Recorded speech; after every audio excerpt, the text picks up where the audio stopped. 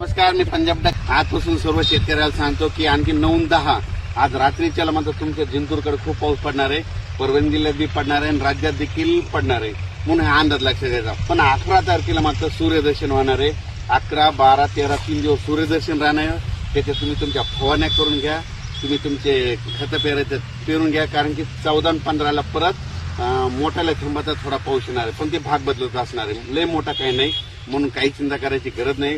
पण राज्यात मात्र 14-15चा एक थोडा पाऊस येणार आहे, भाग बदलत असणार आहे, हे अंदाज लक्षात. नंतर 20 तारखेच्या नंतर म्हणजे 20 जुलै ते 30 मात्र एक चांगला मोठा होईल. तोपर्यंत तुमचे सगळे खतं देणे होते, सगळे होतं.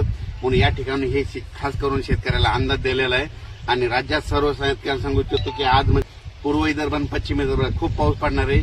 त्याच्यानंतर मराठवाड्याकडे यायचं झालं तर परभणी जिल्हा, त्याच्यानंतर जालना जिल्हा, संभाजीनगर, बुलढाणा जिल्हा, इकडे बीड जिल्ह्यात काही भागामध्ये पाऊस म्हणजे हे चांगला राहणार आहे. फक्त लातूर, धाराशिव, सोलापूर इकडे थोडा कमी राहणार आहे म्हणून हा अंदाज लक्षात घ्यायचा. आणि कोकणातला तर कायम राहणार आहे म्हणून हे लक्षात घ्यायचं. पण राज्यात मात्र आज मध्ये 10 आणखी 2 दिवस मात्र आपल्या परभणी जिल्ह्यात म्हणजे इथून शेलू तालुका, जिंतूर तालुका, परभणी तालुका या भागामध्ये चांगला पाऊस पडणार आहे, शेतकऱ्याला जीवदान ठरणार आहे म्हणून हे लक्षात घ्यायचं. 11 तारखेनंतर राज्यातलं वातावरण म्हणजे राज्यात 11 जुलैपासून राज्यात पुन्हा सूर्यदर्शन घडणार आहे.